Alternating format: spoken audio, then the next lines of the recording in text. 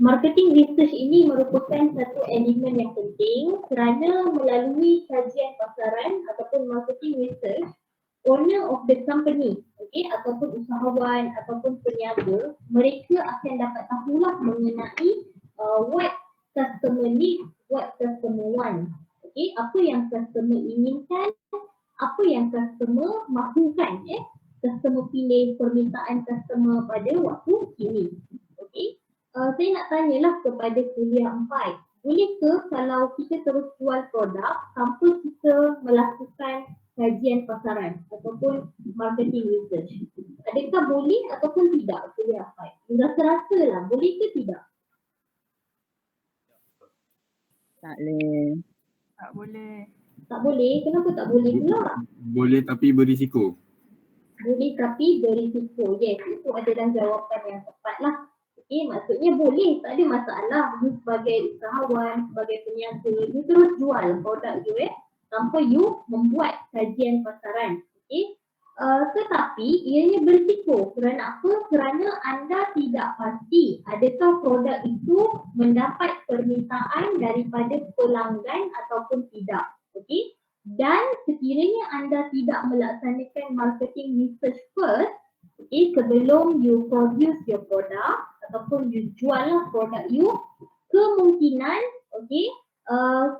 cara perniagaan ataupun proses perniagaan anda itu tidak efektif ataupun tidak efisien.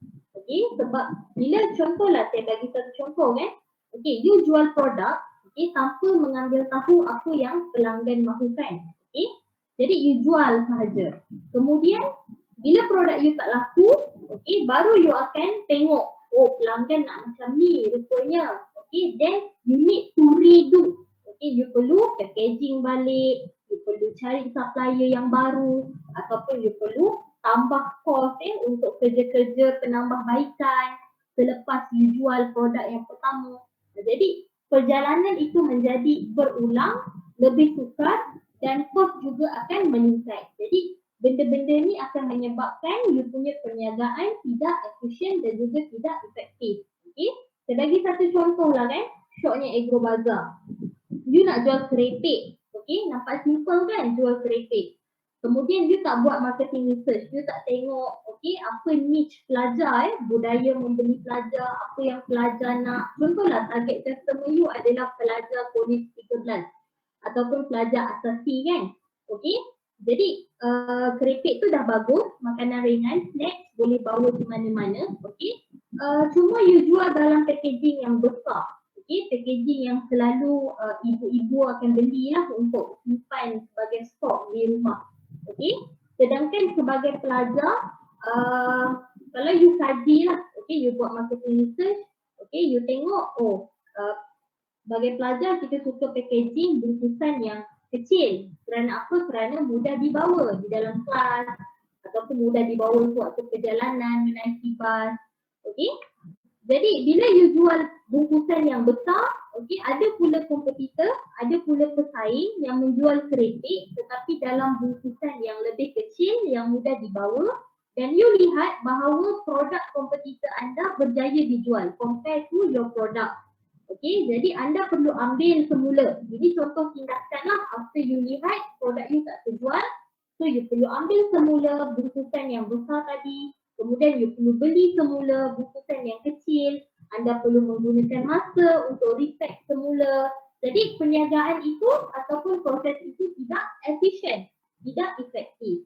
That's why dalam perniagaan kita nasihatkan kepada klien ataupun kita nasihatkanlah kepada usahawan supaya please do marketing research first before you keluarkan produk anda. Boleh? Faham tak kuliah 4? Faham. Faham jadi dekat dalam slide ni apa yang you akan belajar, pertama adalah understand what is marketing research. You perlu fahamkanlah apakah itu kajian pasaran. Kemudian explain the importance of marketing research dan understand the marketing research methodology. Jadi untuk membuat kajian pasaran ni ada beberapa kaedah yang boleh kita gunakan lah.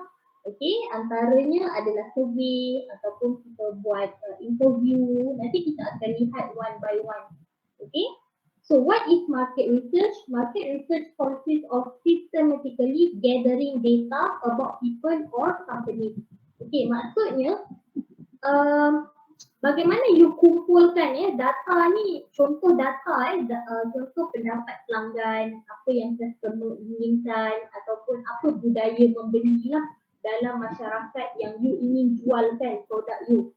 Okay, contoh you ada targeted area, okay, pelajar UPM. Jadi UPM ni adalah pelajar-pelajar di UPM adalah community yang anda target untuk you jual produk you. Jadi you perlu fahamkan apakah budaya membeli bagi community yang sedang you target ini. Okey, iaitu UPM lah kan. Okey, bagaimana? UPM ni terdiri daripada golongan apa kebanyakannya? Pelajar, okey, ataupun staff. Okey, kemudian you punya produk you nak spesifik kepada siapa? Pelajar ke staff? Okey, kalau pelajar, apa budaya membeli pelajar? Bagaimanakah income ataupun expenses yang akan dikeluarkan bagi setiap pelajar. Okey, pelajar ni kita faham belum bekerja, belum ada pendapatan bulanan, tetapi mungkin ada pinjaman, ada beasiswa.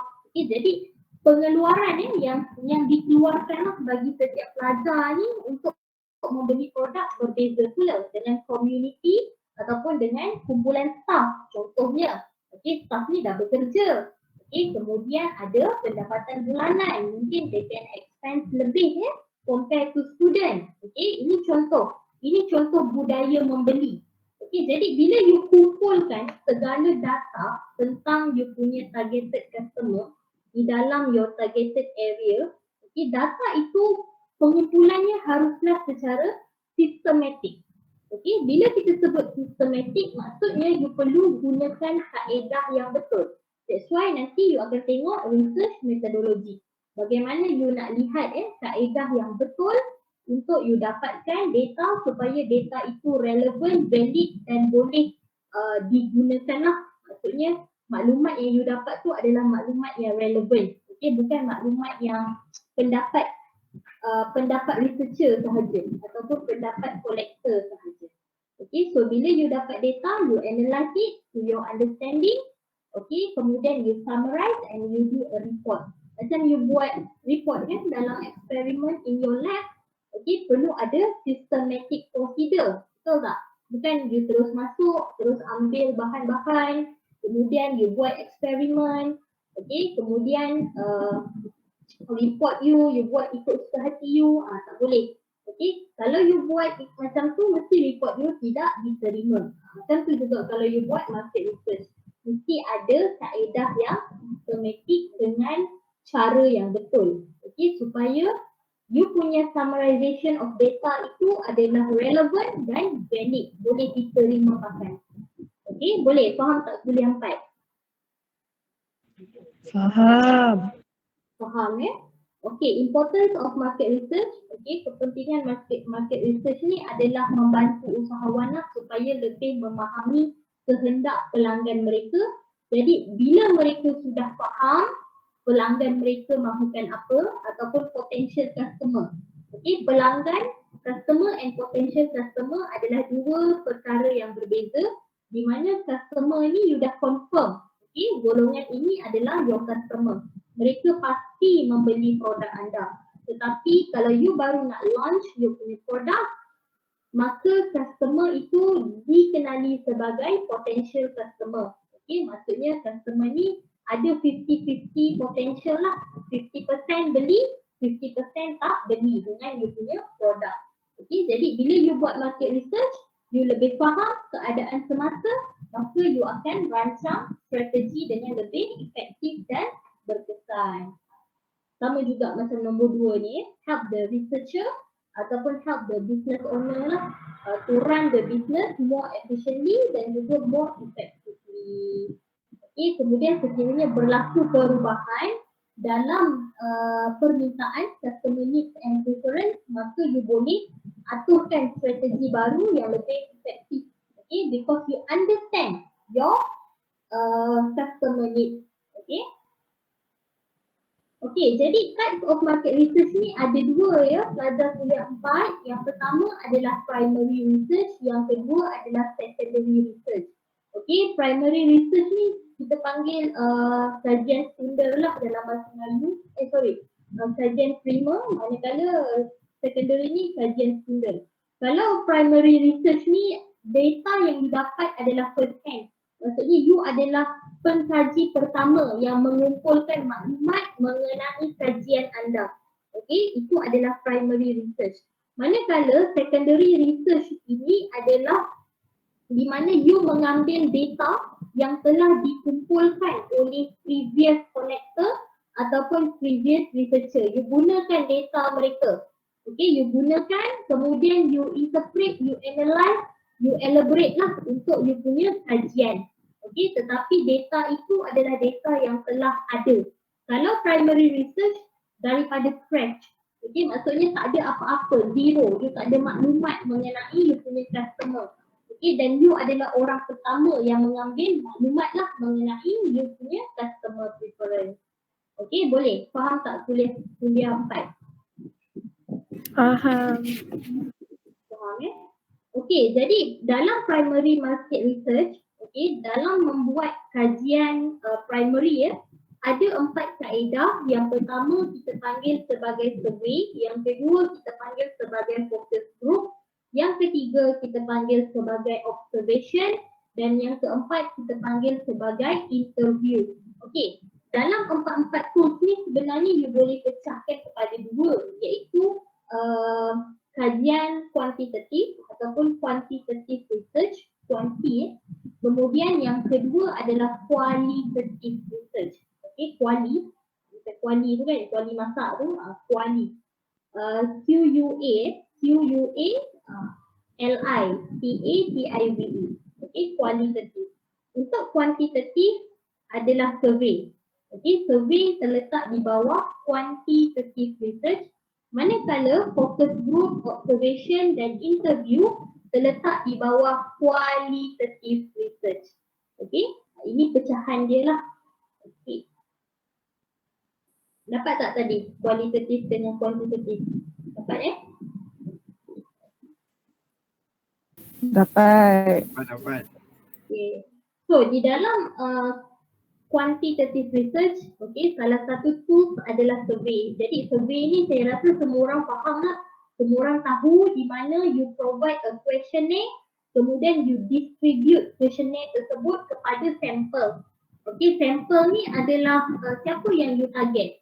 Okay, contoh saya ambil satu contoh, syarikat Nestle kan. Syarikat Nestle, mereka spesifikkan research team mereka kepada produk Milo. Okey, produk Milo lah. Kemudian mereka ingin tahu apakah pandangan pelanggan tentang rasa produk Milo tersebut, ataupun they want to build atau to produce new variety of Milo. Maksudnya ada tambahan oat ke, ada tambahan penisa lain ke, ini contoh lah Okey. Jadi mereka keluarkan satu research team, okey. Jadi nak tanya pendapat customer bagi community di seluruh semenanjung Malaysia. Okey, jadi bila you buat kajian macam tu, you state kan community seluruh semenanjung Malaysia. Okey, so seluruh masyarakat di semenanjung Malaysia adalah dia punya population. Okey, dia punya population. Jadi susahlah banyak kan. Macam mana you nak kira seorang-seorang daripada dewasa, kemudian warga emas, kanak-kanak, remaja. Berapa jumlah seluruh manusia dalam semenanjung Malaysia. Jadi bila population ni terlalu besar, okey, maka muncullah sampel. Okey, you belajar ni kan matematik, statistik, bagaimana nak cari sampel from population. Itulah kaedah dia.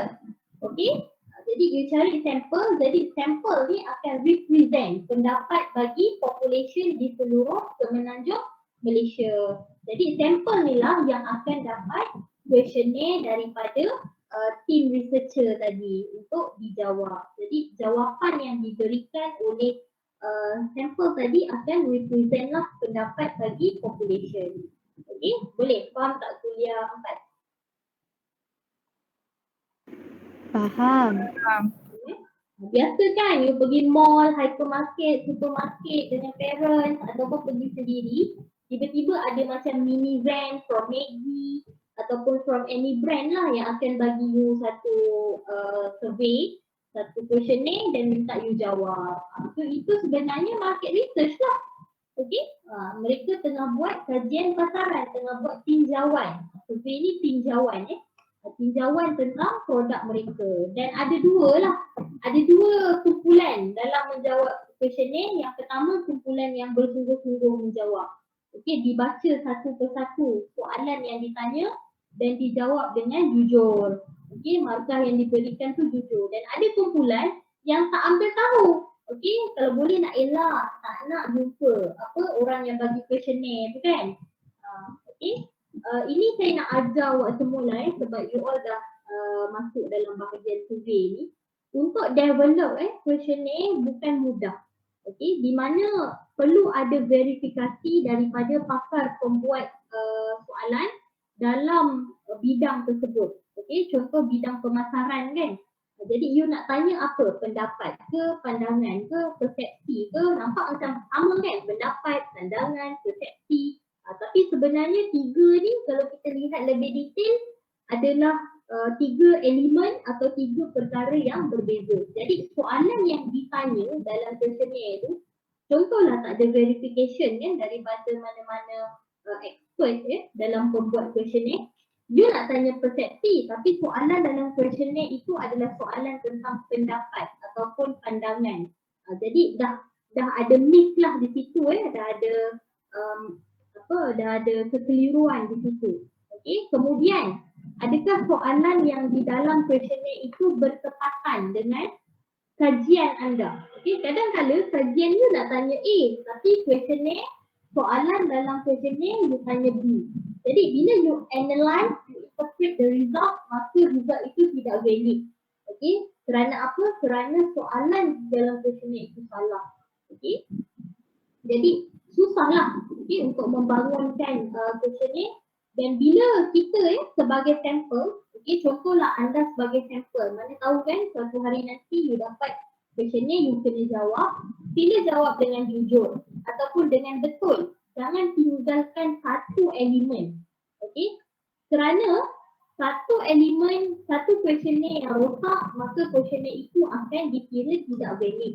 Okey, contoh saya sebagai researcher, okey, saya perlukan 500 sampel untuk saya analyse lah saya punya questionnaire tersebut. Okey, kemudian bila saya select, saya select sampel tersebut daripada 200 questionnaire saya rosak. Okey, antara penyebab yang rosak adalah pertama, tidak mengisi demografi. Maksudnya tak tanda gender, tertinggal gender, tak tulis female ke, male ke. Okey, kemudian tak tulis age, kemudian tak tulis maklumat occupation contohnya kan, ada tertinggal. Kemudian ataupun semua tanda benda yang sama saja range daripada soalan 1 sampai soalan 10 semua 3. Ni banyak orang buat lah. Okey, banyak yang saya dapat macam tu. Okey, jadi mana yang buat macam tu, questionnaire itu dikira tidak valid dan we need to distribute again, mencari lagi 200 sampel untuk cukupkan 500 tadi. Sebab kalau saya analyse 300 je, saya punya kajian tu tidak relevan, tidak valid sebab my sample not represent the population that I want. Okay, jadi you dah belajar kan? Saya dah bagi tahu dalam ni. Lepas ni kalau dapat, sila buat betul-betul. Okay, memudahkan. Kalau kita memudahkan urusan orang lain, maka urusan kita pun akan dipermudahkan. Okay, boleh? Faham tak kuliah 4? Faham. Faham dulu susah lah kena pakai paper. Sekarang dah ada G-form. So lebih mudah lah. Okay, using a software. Okey, yang kedua adalah melalui focus group. Dia buat market research melalui focus group. focus group ni macam perbincangan berkumpulan lah. Okey, mempunyai matlamat yang sama iaitu kajian yang you nak lakukan dan juga mempunyai common characteristic, okey, yang dikehendaki oleh pengkaji tadi. Okey, contoh kan, saya bagi satu contoh lah yang saya pernah join focus group ni adalah di mana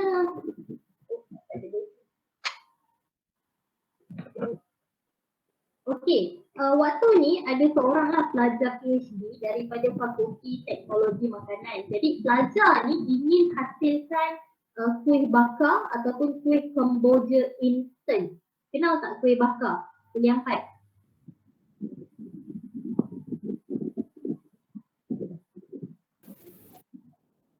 Yang warna hijau tu kan madam?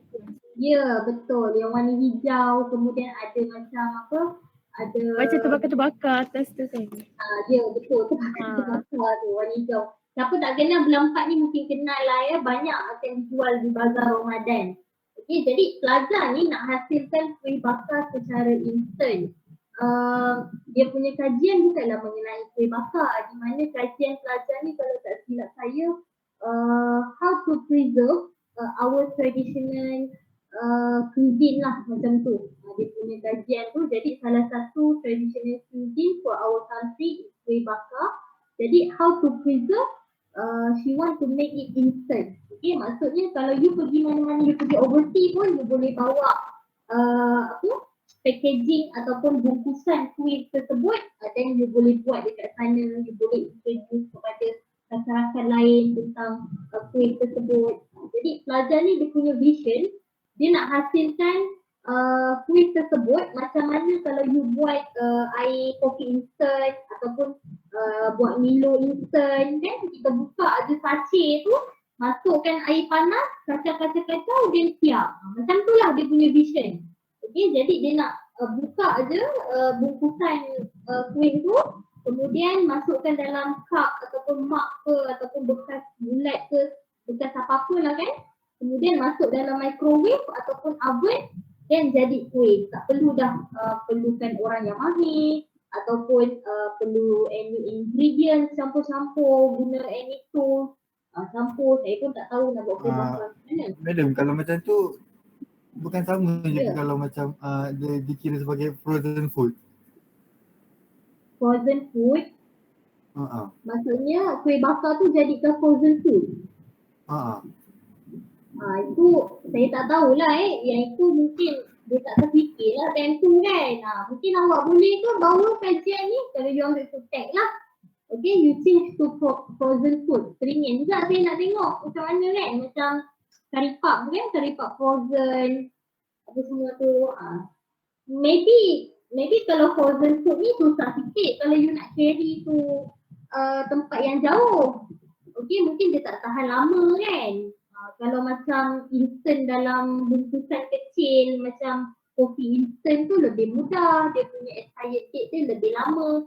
Macam tu lah dia punya kajian dia. Okay?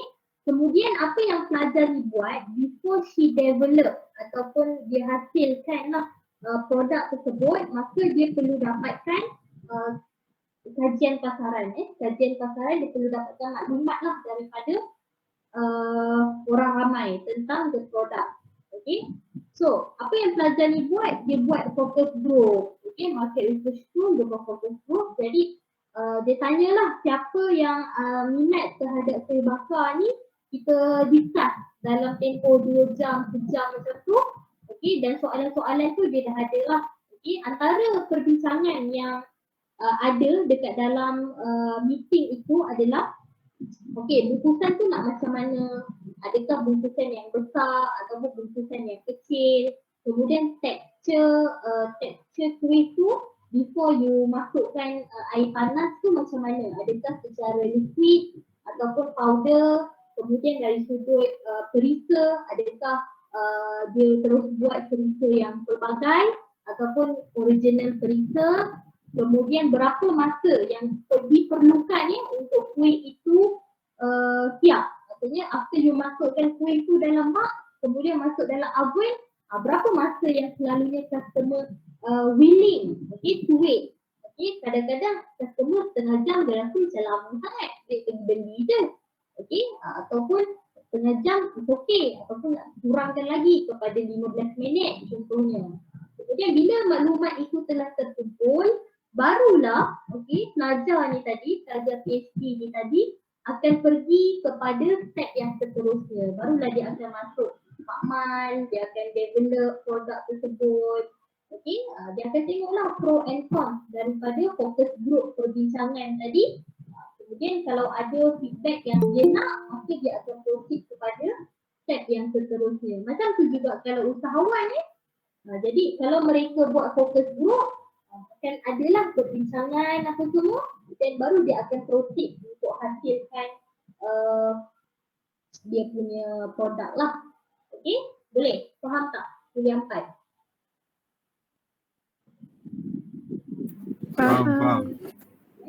Contohlah kan yang paling famous sekarang, Khairul Amin. Siapa tak kenal Khairul Amin? Ada yang kenal? Ada yang tak kenal?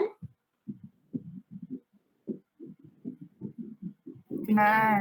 Kenal. Ini 2.7 followers.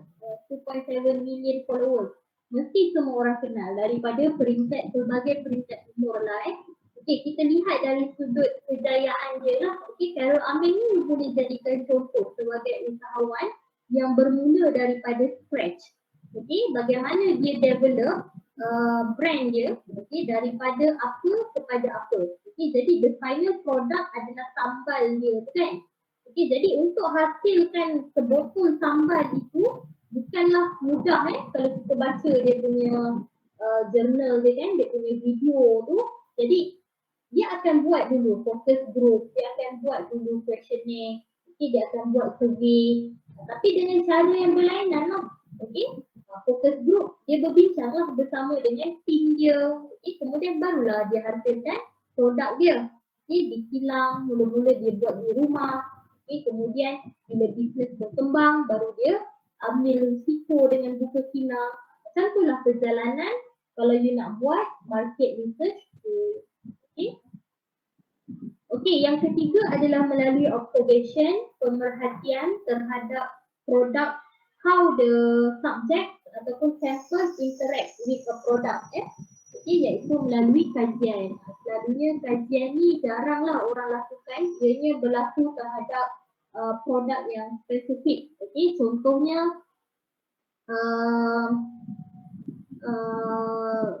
produk kesihatan ataupun permainan kanak-kanak. You nak tengok kan macam mana kanak-kanak ataupun baby ni interact dengan tools ataupun mainan yang you hasilkan. Jadi you observe kelakuan potential customer terhadap you punya produk. Jadi you observe. Dan yang terakhir adalah melalui interview. Interview ni kamu buat. Maksudnya kalau tadi survey, you bagi questionnaire. Kemudian you biarkan you punya sampel menjawab sendiri. Tetapi kalau interview, ada sesi kemubuan antara collector ataupun researcher dengan sampel. Kemudian you tanyalah apa pendapat, bagaimana kalau saya ubah tulisan, bagaimana kalau saya ubah kotak packaging ni begini. Boleh juga dilakukan secara telefon. Bukan bermaksud perlu face to face sajalah, telefon pun boleh, tak ada masalah. Ada soalan tak kuliah 4 nak tanya? Tak ada. Madam, Ya. kalau macam observation tu, contohlah consider sekarang kan COVID kan, tapi COVID macam dah boleh keluar. Tapi kalau contohlah dulu yang COVID memang tak boleh keluar, lepas tu kan biasa kan orang-orang Eropah kan dia selalu pergi pantai, dia nak bagi kulit dia gelap sikit sebab kulit dia macam putih sangat. So nanti ada orang buat observation, dia buat sebab orang tak boleh keluar rumah tapi dia nak juga ada rasa tu, dia macam buat lotion untuk ada rasa sama, ada efek yang sama dengan pergi pantai untuk dapatkan burn sikit-sikit tu. Tanning ke? Tanning lotion. So ni apa? Ni cerita betul ke yang you pernah tengok? Tak ada tanya. Tu observation lah tu. Betul lah tu. Maksudnya you observe produk tersebut terhadap efek dia terhadap you punya customer. So observation lah tu. Sebelum contoh kan produk cream, any cream lah kan, cream muka kan, apa yang ada dekat pasaran sekarang, dekat Guardian ke, dekat Watson ke kan. Sebelum mereka keluarkan produk itu secara komersial, okay, sudah tentu adanya kajian lah tentang efek produk itu terhadap customer. Jadi mereka dah ada sampel.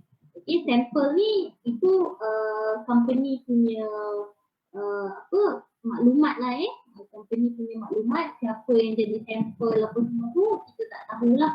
Okay, kemudian they apply the cream ataupun the product terhadap sampel, then bila mereka lihat berkesan, so barulah produk tu dikeluarkan. Macam hari tu kamu kenal tak Dr. F. Liza Azhar Kimia? Kena.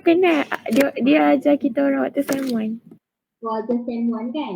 Okay, Dr. F ni hari tu dia ada join satu team membuat cream muka untuk menghilangkan jeragat.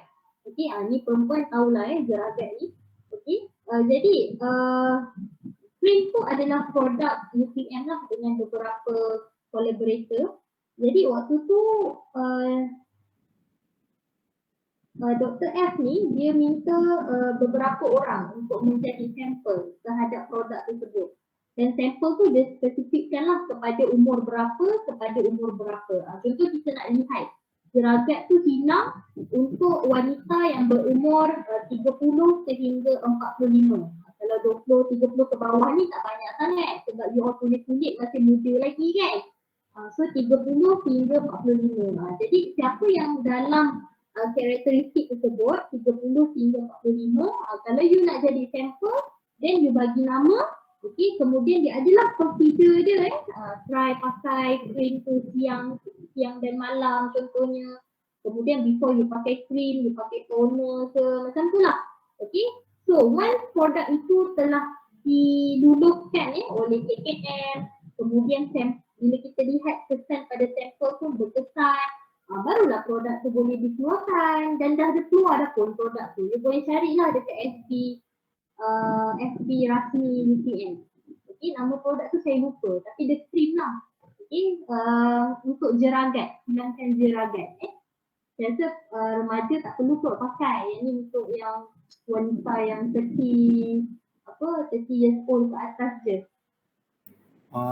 Contohlah kalau masa tengah buat sampel tu, kalau ada side effect dekat sampler tu, apa jadi? Bila ada side effect, you kena tengok lah apa yang menyebabkan side effect tu. Rupanya side effect ni datang daripada kulit sampel ini yang sensitif. Sensitif terhadap apa? Apa bahan kimia yang ada dekat dalam you punya produk tu yang menyebabkan berlakunya berlakunya radang ke dekat kulit sampel. Jadi you perlu redo, okay? Re-experiment. Macam itulah. Madam, Ya. kalau dia buat apa tu yang dia test dekat orang produk tu kan, lepas tu orang tu ada side effect tu, so nanti kita as orang yang buat produk tu kena bayar dekat sampler tu ke? Faham ke? Faham. Okay, that's why sebelum kita menjadi sampel, okay, selalunya researcher ni dia akan minta you sign satu borang lah. Okay, borang persetujuan antara sampel dan juga pengkaji. Okay, maksudnya dalam borang tu mungkin dinyatakan sekiranya berlaku apa-apa, apa yang you boleh claim daripada researcher tersebut. Kemudian sebelum jadi sampel pun dia akan tanya masalah kesihatan, you ada allergic kepada apa, kemudian dah berapa lama jeragat dekat muka contohnya lah macam tu.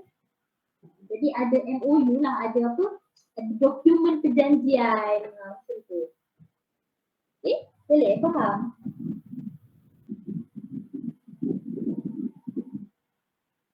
Boleh faham tak kuliah 4? Faham. Faham. So dah so ada 4 lah. Okay, survey, focus group, kemudian observation, Dan yang keempat adalah interview. So ini 4 kaedah dalam membuat primary market research tool. Okay. Okay, so kita lihatlah kelebihan primary market research. Okay, yang pertama adalah targeted issues are addressed. Okay, the organization acting for the research has the complete control on the process. Okay, maksudnya di sini bila anda adalah orang pertama yang melakukan kajian terhadap sampel anda, jadi apa yang you nak kaji tu you dapat. Okay, contohlah kan, you nak kaji bagai budaya membeli, budaya membeli dalam kalangan pelajar sekolah menengah, di seluruh Selangor. Itu you punya target research you, iaitu pelajar sekolah menengah di dalam Selangor. Jadi you boleh pergilah, you nak pergi kepada sekolah menengah, then you boleh buat. Tetapi kalau anda menggunakan data orang lain, kemungkinan data yang ada itu sama dengan you punya tajuk kajian, lebih kurang lah. Tetapi data itu bukan apa yang you nak. Contoh data tu mungkin budaya membeli dalam kalangan pelajar sekolah menengah di negeri Terengganu. Contohnya macam tu. Sedangkan yang you nak kaji adalah di negeri Selangor. Jadi you need to interpret, analyze data yang daripada Terengganu tu supaya bersesuaian dengan you punya kajian. Mungkin budaya membeli di pelajar sekolah menengah di Terengganu berbeza dengan budaya membeli pelajar sekolah menengah di Selangor. Contohnya macam tu. Jadi bila you buat primary market research, apa isu yang you nak bangunkan you akan dapat because you have a complete control terhadap proses kajian itu. Kemudian yang kedua adalah data interpretation is better. Maksudnya di sini anda sendiri yang interpret data yang anda ambil. Kalau you ambil data ataupun maklumat daripada previous researcher, interpretation tu mungkin berbeza antara you sebagai researcher dengan previous researcher tadi. That's why kebanyakan orang suka melakukan primary market research kerana mereka ada complete control. Cuma nanti kita akan lihat apa kelemahan primary market research. Ini kelebihan lagi recency of data. Maksudnya data yang you ambil tu, yang you dapat tu masih lagi baru dan masih lagi fresh. Kalau you ambil data daripada artikel ataupun jurnal 3 tahun lepas ataupun 5 tahun lepas, mungkin data itu sudah tidak relevan untuk digunakan pada masa kini. Contoh budaya membeli. Mungkin budaya membeli pada 5 tahun lepas berbeza dengan budaya membeli pada tahun 2022. That's why bila kita guna primary market research, kita akan dapat maklumat yang lebih tepat lah disebabkan oleh recency of data tadi. Berdasarkan situasi semasa.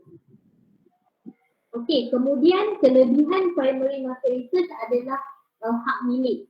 Propriety issue di mana owner of the collector tu, owner of the data tu ada hak terhadap data mereka dan juga boleh mengembangkan lah. You nak collaborate dengan siapa, kemudian you nak share data you dengan siapa, you nak ubah kuai macam mana data you nak analyze macam mana. So you ada hak sepenuhnya terhadap data tersebut. Berbanding kalau anda gunakan data daripada orang lain. Contoh saya ambil satu contoh. Saya pernah buat kajian pandangan lah. Pandangan bakal guru terhadap sistem pentaksiran berasaskan sekolah. Zaman tu guna lagi lah PBS ni. Jadi saya buat kajian pandangan bakal guru. Saya punya population adalah di Fakulti Pendidikan bagi setiap course. Jadi saya perlu cari sampel lah. okey, berapa banyak kos di fakulti pendidikan, kemudian setiap kos itu ada berapa orang, daripada berapa orang tu saya perlu, daripada setiap kos tu perlu ada sampel. Okey, kemudian saya ada literature review jugalah. Okey, iaitu mula-mula saya guna literature review, maksudnya saya guna jurnal lah. Okey, saya tengok jurnal ni lebih kurang dengan kajian saya. Okey, kemudian bila saya tengok dia punya questionnaire, okey, questionnaire ni datang daripada overseas. Okey, maksudnya profesor daripada salah sebuah universiti lah di luar negara. Okey, untuk saya dapatkan raw questionnaire, kerana bila kita baca jurnal questionnaire yang you dapat tu selalunya dah summarize. Okey, so saya nak dapatkan raw questionnaire, saya perlu meminta izin daripada pemilik questionnaire tersebut. Jadi perlu cari siapa yang buat, dekat universiti mana, kena email universiti tersebut, barulah you akan dapat the raw questionnaire. Okey, kalau you tak buat, so itu telah melanggar etika dalam menjalankan kajian. Okay, so bila researcher ni they do a primary market research, kerja-kerja mencari itu tidak perlu dilakukan. Kerana apa? Kerana you develop the questionnaire by yourself. You develop the question, you develop the issue, by yourself. You tak ada kaitan ataupun sangkut paut dengan mana-mana jurnal yang you gunakan sebagai guideline. Okay, boleh? Faham tak kuliah 4? Faham. Okey. Jelas ada soalan tak nak tanya ni? Risaulah asyik saya je bercakap ni kan, dua tak faham pula. So far okey Okay. So far so good.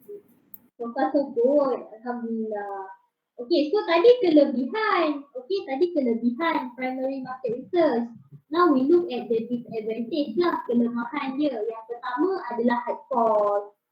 Cost yang tinggi compare to secondary. Contohnya, you nak tengok sikap pembeli di seluruh Semenanjung Malaysia.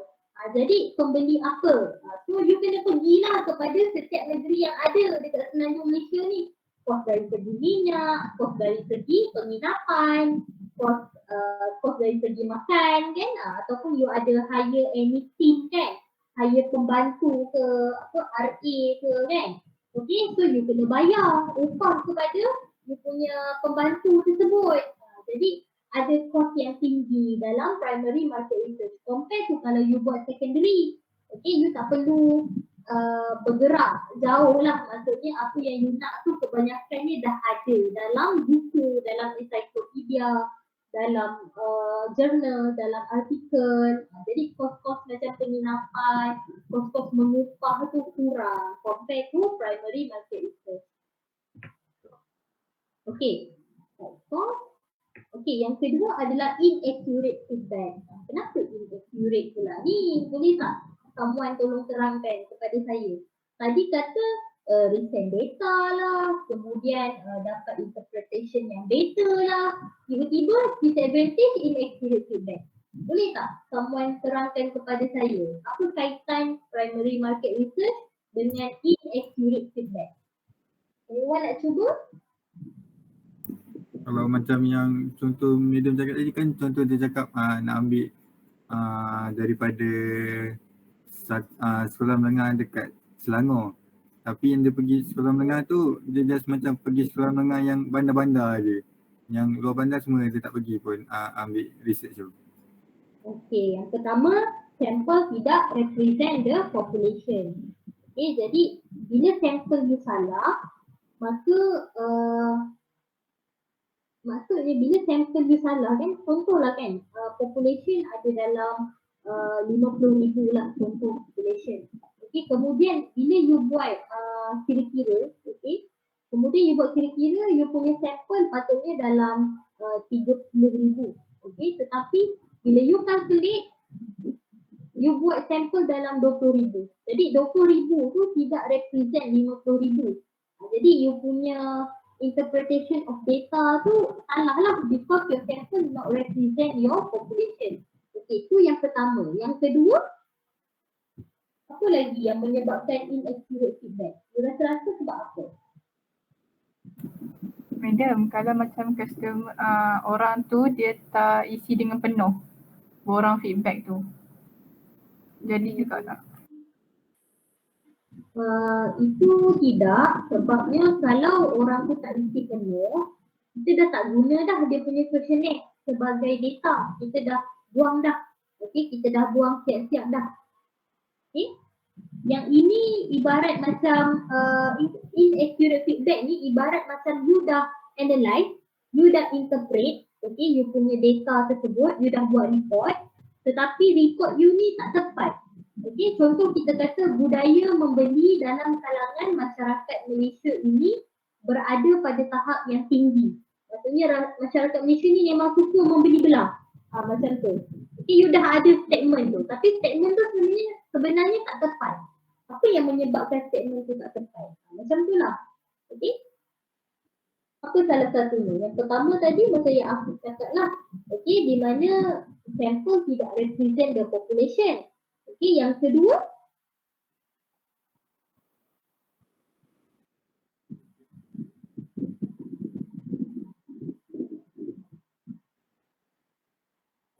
rasa sebab apa yang kedua? Cuba baca ayat ni. Mungkin dapat idea ke?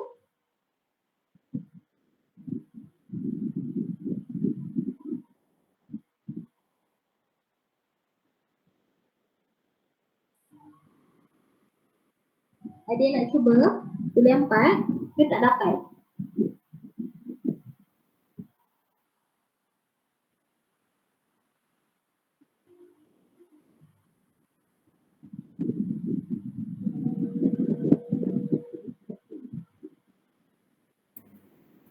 Tak ada idea madam.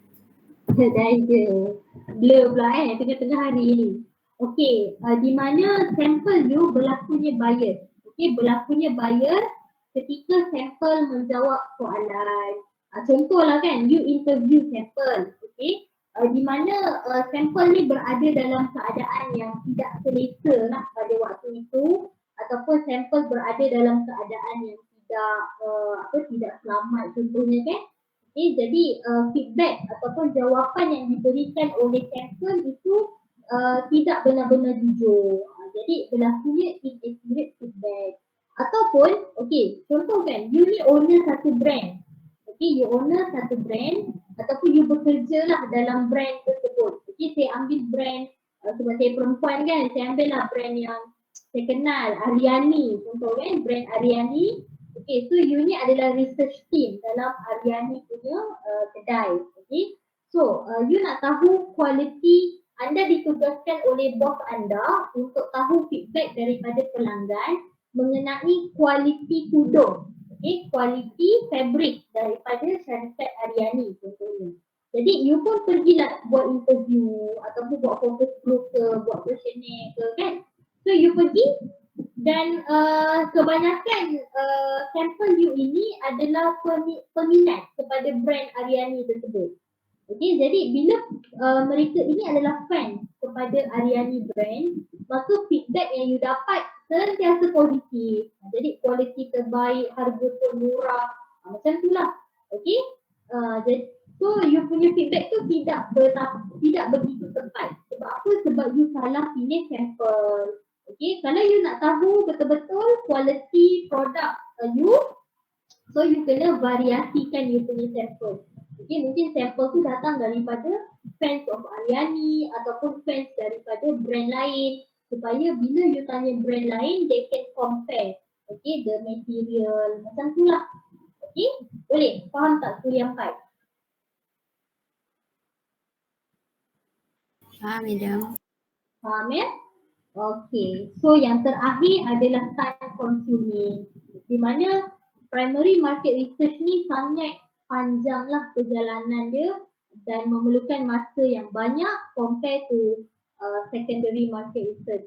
Okay, sebab apa? Sebab you buat sesuatu from scratch daripada awal, daripada zero sehinggalah terjadi apa yang you nak. Okay, Macam tu juga kalau you buat contohlah kan, that's why kalau kita ambil pasca Sibuazah ataupun master lah kita panggil kan. Okey, dia ada 3 mode Yang pertama adalah research mode, yang kedua adalah coursework mode dan yang ketiga adalah combination of research and coursework. Okey, di mana half year you buat research, kemudian second or another half year you masuk kelas lah macam tu. Okey, di antara dua mode yang popular ni lah, coursework dan juga research. Okey, selalunya research mode ni lebih panjang masa yang diberikan oleh university, iaitu antara 1 sehingga 3 tahun. Okay, once you finish your research, okay, less than 3 years, contoh tahun ketiga you dah siap kan, you dah siap, you dah semua dah settle, then you dapat graduate on time. Okay, kalau you tak siap lagi, you sambung tahun keempat, tahun kelima, tahun keenam, itu up to you lah. Okay, tetapi kalau coursework selalunya universiti akan bagi masa dalam setahun ataupun setahun setengah sahaja untuk you dapatkan GOT tu lah, graduate on time. Okay, macam you asasi kan, kita bagi setahun. Tetapi kalau you ada masalah, problem, you nak tangguh, kemudian you nak sambung, yang tu cerita lain lah. Tapi kita bagi masa setahun. Macam tu juga bila you sambung degree nanti. Okay, ada 4 tahun, ada course yang 5 tahun. Kalau you complete within 4 years, within 5 years, then you dapat graduate on time. Kalau you tak siapkan kerja you dalam tempoh 4 tahun ataupun 5 tahun, then you kena extend, then you tak graduate on time lah maksudnya, but still can graduate. Macam tu juga dalam pasca Sibuazah macam master PhD sama lah. Okay, jadi nak tengok kan ni, nak bagi awak contoh lah. Okay, mengapa research ni, primary research ni lebih masanya lebih banyak kerana dia punya untuk mendapatkan data tu lama. Okay, that's why masa yang diberikan lebih panjang compare to kalau coursework tadi dia ibarat macam secondary research lah macam tu. Okay, boleh? Faham tak kuliah 4? Faham? Faham. Faham contoh you nak buat kajian di Malaysia, so you kena pergi Sabah, Sarawak, Semenanjung, setiap negeri macam tu. Kemudian you punya data pula ada masalah, kena pergi balik, kutip balik data. Ataupun you nak buat kajian dalam pertanian kan, contohnya nak tengok kesan baja yang you develop tu terhadap tanaman. So you dah kena tunggu tanaman tu membesar pula. Okay, kemudian tanaman baja ni macam dia punya growing effect dia tak berkesan sangat. So kena masuk lab tengok apa yang terjadi kan. Apply semula terhadap tanaman. Macam tu lah dia memakan masa. Okay. So ada soalan tak nak tanya? So faham kuliah 4? Faham. Banyak ni saya cakap ni Faham. Okey, ya saya. Kalau macam dalam satu company tu, mula-mula kita target nak buat primary market research ni. Lepas tu macam dah sebabkan time consuming dia macam panjang, kita nak ubah kepada secondary research boleh ke? Mula-mula you buat primary, kemudian you buat secondary, change to secondary. Okey, yang itu kurang sesuai lah sebab you dah buat primary, maksudnya you kena stop. Okay, you kena stop apa yang you dah buat, then you kena buat semula dalam secondary. Yang tu boleh, tapi kalau you nak gunakan data from your primary, you nak convert kepada secondary research, yang tu tak boleh sebab data dia berlainan. Okay, kecuali kalau you dah setahun kan jalankan primary market research, then you dah give up contohnya kan. Okay, kemudian you nak tukar kepada secondary. Boleh, tak ada masalah. So you stop lah primary tu. Okay, dari sudut data you tak boleh ambil lah, tapi dari sudut macam dia punya penyataan masalah ke ataupun dia punya tajuk ke, tu dia boleh convert ke secondary. Okay? Okay, thank you madam. Okay. Lagi ada soalan nak tanya?